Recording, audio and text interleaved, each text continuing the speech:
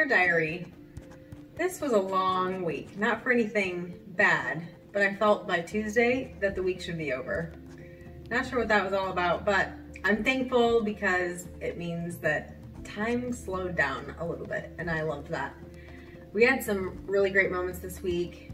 Tuesday, my mom came with the kids and me, and we went to a local state park, and we hiked on this little trail and came to a creek where that had a little waterfall, and we played in the creek and we took pictures and stomped in the mud and got our feet all squished in it and just enjoyed being there together and slowing down, and I loved it. And this park had a spray park too, so we ate lunch, we had a picnic lunch, and then afterwards the kids played at the spray park for quite a while. And I got home from that and I said to Nathan, today was good for my soul. And I don't know why, but I just feel like sometimes those days that things just seem to go well and we're doing things together and enjoying simply being together are so good for my soul. So that was really great. And then, I don't know, some funny moments this week. We were at a park and Jackson had to poop really bad, so we went back home. I can understand the value of pooping at home. So we went back home, and then he realized, oh no, I forgot my shoes at the park. Oh. So we went all the way back to the park, 15 minutes away, and since we were there, we just got out and played anyway. So whatever, I guess a poop reprieve for him. And then at that park that we were at, they had these kind of megaphone type things, and I was talking to the kids and telling them stuff, and at one point I said, Riker, you're so handsome. And he goes, yes, I am. I loved that. Yes, I am. He's claiming that. Let's see, what else? There were some other funny things that happened. Oh, one day was a little bit chillier in the morning, and we were gonna be outside, and I asked Riker to wear pants, and you would have thought that I asked him to lick the bathroom clean. He pitched such a fit about wearing pants. So I'm not looking forward to fall and winter, since apparently all he wants to wear is shorts or just his underwear. Just some funny things that happened this week, but it was a great week. I do wish time would slow down even more because it's August now, and that means school is starting in 3 weeks, and if we could just live an eternal summer, that would be wonderful. But that's not life, so I'm trying to eke out the last few weeks of summer as best as I can. Let's see. Oh, last night was a really sweet moment with Ryan. I don't often get to rock her, and in fact I got to rock 3 of my kids last night, Lincoln and Riker and Ryan, and I was rocking Ryan and singing hymns to her like I usually do when I'm rocking them. And one of the hymns, she starts asking me about, what does that mean? It was that Jesus hymn where it says kings and kingdoms will all pass away, and she says, Mom, what does that mean that they will all pass away? And so we had this sweet moment of talking about what Revelation tells us is going to happen in the end times, and what it means that kings and kingdoms will pass away, and God's power. And I just love how hymns are such a great foundation of theology for our kids and biblical knowledge for our kids, and a sweet moment of talking about those sorts of things. I think the only other thing that's going through my head is something really heavy, but I'm not really ready to talk about in much detail, which is this issue that's come to the front. It's not a new issue in our world, but it's really come to the front of current events, which is child pornography, the sex slaves, child and adult. But I think mostly the child part of that is what's really coming to the front of current events lately, because of things that have been found out and things that are happening. And it's certainly nothing new for me to be thinking about. I have struggled with that. Mm-hmm. Just the knowledge that it happens,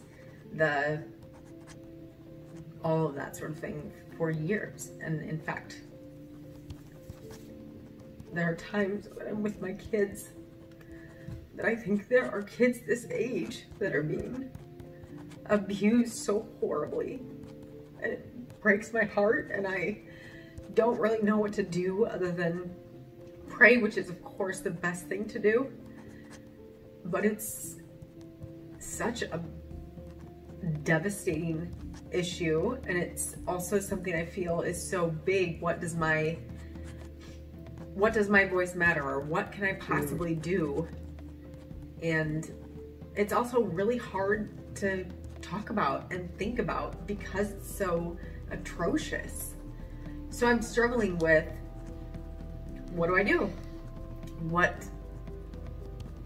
Should I take any steps? Should I just keep praying? And I don't know.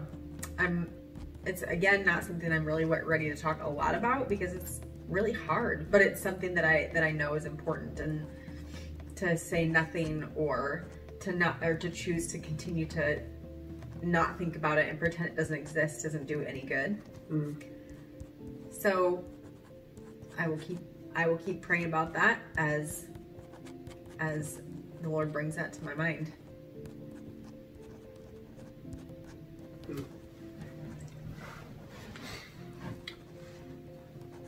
Dear Journal, the countdown's on to the end of baseball season. Got one tournament left a week from now, and then a couple of games the following week, and then we're done for the 2020 season.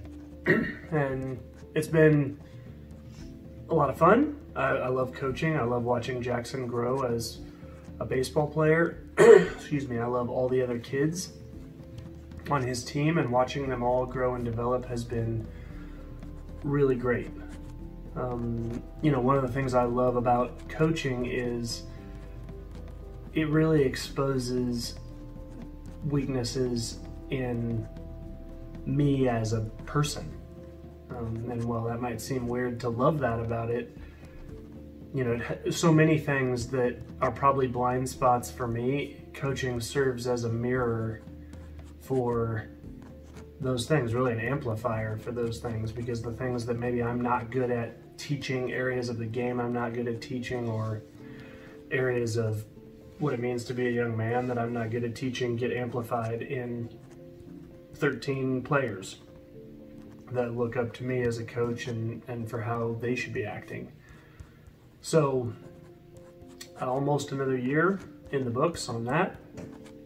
You know, we had a tournament this weekend that all around was a bit disappointing, but a couple of funny things happened that I like to document for memory's sake. And one of them was,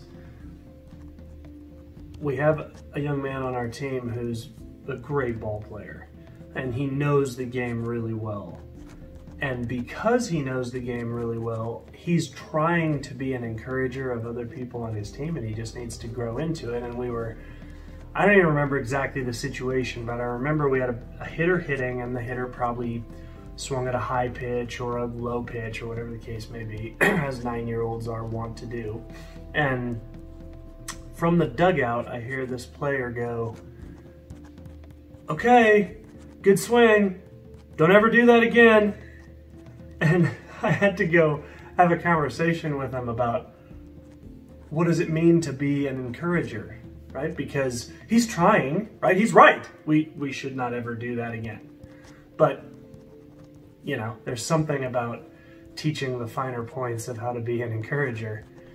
So that made me chuckle. And then the final game, we're down to the final game. It's, you know, the game where we get to place for the tournament. And one of the players that I had in the lineup comes over and goes, "Coach, my stomach doesn't feel good." And I said, "Okay, well, do you need to come out of the game?" And he's a very thoughtful young man. He thinks about it and goes, "Yeah, that'd probably be for the best." And I said, "Okay." So I went over to the other coach. We removed him from the lineup. Of course, means he can't play at all in the game. And I went back to him, you know, after the first inning, and I said, "Hey, you know, how you feeling? Are you okay? What happened?" And he gives me this sorrowful look and he goes, well, my dad got me McDonald's and it had pickles on it. And I don't do pickles. Pickles just make my stomach hurt, so I think it's just a pickle thing that I have going on.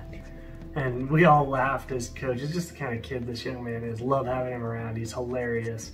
Not meaning to be. He just, the stuff he said, the way his brain works is great. Hilarious, brings life to the team. So those are a couple funny things that happened. You know, on the serious side, the thing that I've been thinking about this week is, you know, I've been really convicted the last couple of weeks about how I'm speaking to my children, to the 4 kids that the Lord's given Andrea and I, and how, whether or not how I'm speaking to them is truly a reflection of how the Lord speaks to us or not, and the conviction, of course, is that a lot of times it's not.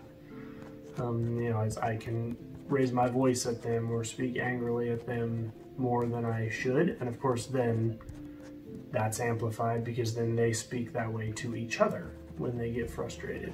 And you know, the thing that I think the Lord's shown me, which is a hard thing I think to think about as a parent, but it's been something I've been thinking about. You know, when Andrea raises her voice at me or I raise my voice at Andrea, which is equally wrong, we've committed to each other that no matter what, we're together. And we'll work towards forgiveness, and no matter what, we're together. But the thing that struck me is our kids don't take that same vow with regards to us. And if we don't treat them in a way that gives them security and makes them feel loved and accepted, and I'm not talking about not disciplining, that's critically important. In fact, that's part of that, security and making them feel loved.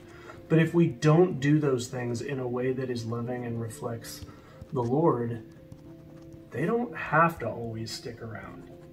And I want my kids to grow up and be in a position where they want to be around me.